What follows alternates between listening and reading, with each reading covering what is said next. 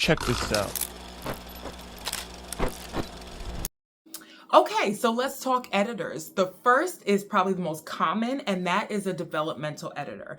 This is the editor that's going to focus on all the different pieces of your story. So you've got your plot, your setting, your language and dialogue, your characterization, the voice, the perspective that you're using. All of these things go into the development. If you're writing in a subgenre like fantasy, romantasy is a really big thing right now, then that means that your world that you're creating is just as important as what is happening in the story with your characters. So you want to make sure you have a developmental editor that not only has the skill set to perform a developmental edit, because trust me, there's a lot of editors out there that are really just readers that are charging editor prices, but I digress.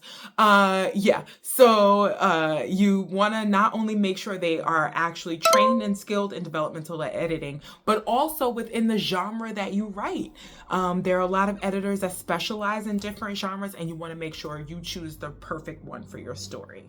The next type of editor is a copy editor. This is probably the second most common editor, and this particular editor is looking for grammar, punctuation issues. Yes, they might go behind the developmental editor and they might find other development issues, but for the most part, they're really just making sure the language is clear and free of errors.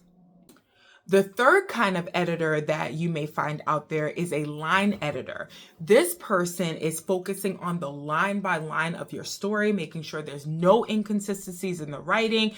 This is everything from the character names, the type of cars they drive, what they look like. And this will be really important for any series authors because you want to make sure that each book is consistent with what is happening, with the character names, with the timeline, all that stuff. So line editors will be looking for that type of detail. And often developmental editors also line edit. I happen to be one where I cannot do one without the other. I think the line by line is just as important as the bigger story issues. And so I actually do both with my developmental editing service. But you could hire them separately. There are some editors who do one or the other, and then there are some like myself who do both.